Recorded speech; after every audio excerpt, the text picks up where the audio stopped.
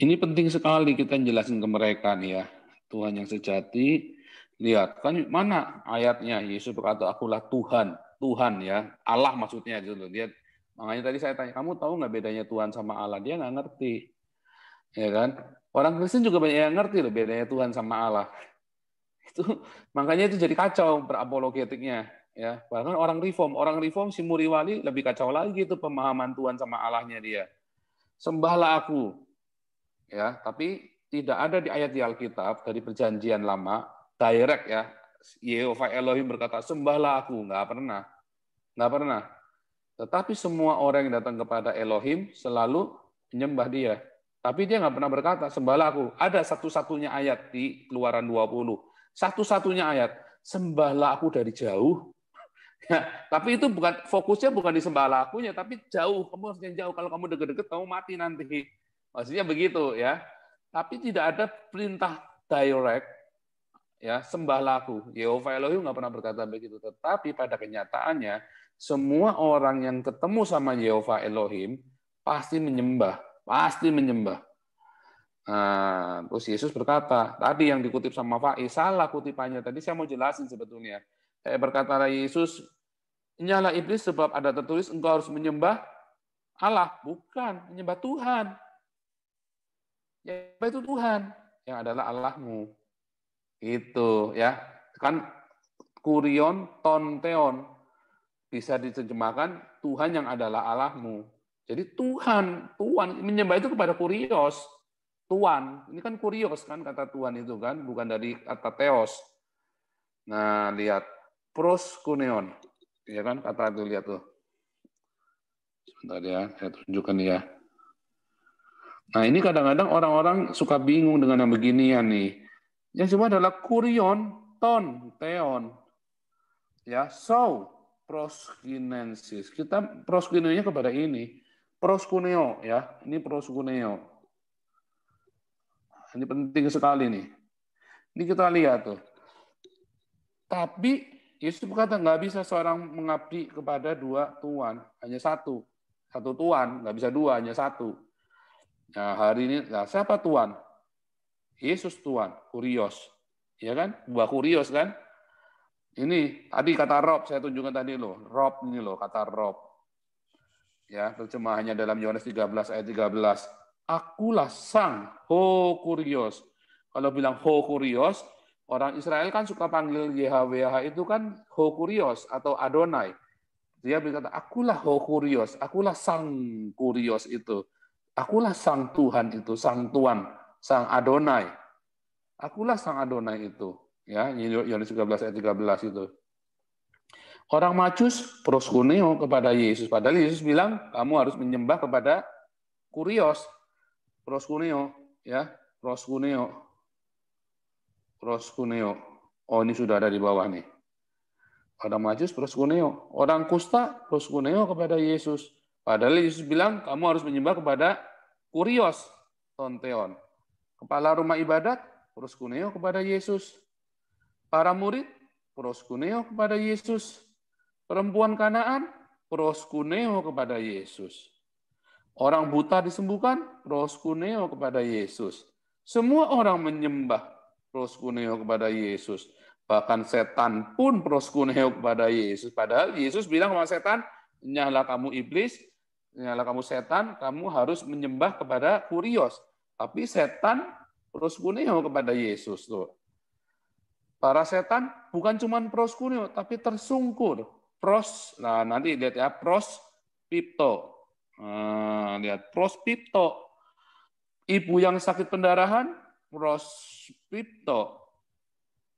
Lihat, Petrus waktu mau disembah, jangan, aku hanya manusia biasa. Barnabas waktu mau disembah, ya, dia mengoyakkan bajunya, mengoyakkan pakaian mereka, lalu bilang, kami ini manusia biasa, nggak mau disembah. Ya, lihat para malaikat, dia bilang sembahlah Allah, dia nggak mau. Jangan berbuat demikian. Ya, waktu dia mau prospipto si Yohanes, dia nggak mau proskuneo lah kepada Theos. Lihat Ibrani 1 ayat 6, semua malaikat harus proskuneo kepada Yesus. Ya kan? Lihat di dalam Mazmur, ya. Allahnya Islam pun proskuneo kepada Yesus, ya. Segala Allah, ya. Segala Allah proskuneo kepada Yesus, ya kan? Nah, sekarang kita lihat, Yesus nggak pernah proskuneo kepada Bapa. Kata sujud di sini terjemahnya salah. Dari kata pipto. Nggak pernah Yesus proskuneo. Tidak ada satupun di ayat di Alkitab Yesus proskuneo kepada Bapa. Nggak ada orang Kristen yang ngerti ini. Mengapa? Yesus nggak pernah proskuneo kepada Bapa. Waktu Taman Getsemani sujud? Enggak, dia nggak sujud. Dia pipto, epesen. Nanti kita lihat bedanya ya. Lihat, waktu di Markus juga epesen. Ya, merebahkan diri ke tanah. Oh, ini epesen. Nah, lihat kata pipto. Kata pipto ya, rumah yang jatuh ini pipto. Ya. Hujan jatuh pipto. Rambut jatuh pipto. Burung jatuh pipto. Pipto itu jatuh. Jadi Yesus jatuh di Taman Getsemani. Tentu saja karena dia mau dibunuh, dia tahu bukan mau dibunuh ya, tapi dia mau terpisah dari Bapaknya. Makanya dia pipto. Kalau Anda pernah merasakan beban yang berat, waktu Anda sedang sendiri, Anda akan jatuh. Bahkan bukan cuma jatuh, dia bilang mukanya ke tanah. Ngapa? Lemes. Saya pernah ngalamin hal itu. Anda pernah nggak? Kalau Anda yang sudah usia 50-an, Anda akan tahu rasanya. Punya beban yang berat, takutnya begitu rupa, sampai Anda lemes, nggak bisa berdoa, nggak bisa ngomong, sujud aja nggak bisa, udah tiarap, cuma tiduran aja. Itu yang dilakukan Yesus, begitu depresi, begitu hatinya begitu ketakutan, cemas, dia bilang begitu kan. Kenapa? Karena mau terpisah dari Bapa. Dia nggak pernah dalam kekekalan Yesus itu terpisah dari Sang El. Nggak pernah terpisah. Ya kan aku dan Bapa satu, nggak pernah terpisah. Baru besok dia mau dipisahkan dari Sang El. Gimana rasanya coba? Bahkan mau dikirim ke Hades lagi. Tetapi Yesus nggak pernah prospito, nggak ada kata prospito di situ. Lihat kata prospito semua di situ. Menyembah, ya, fell down before, fell down before, fell down before. Perempuan pendarahan tersungkur, setan tersungkur.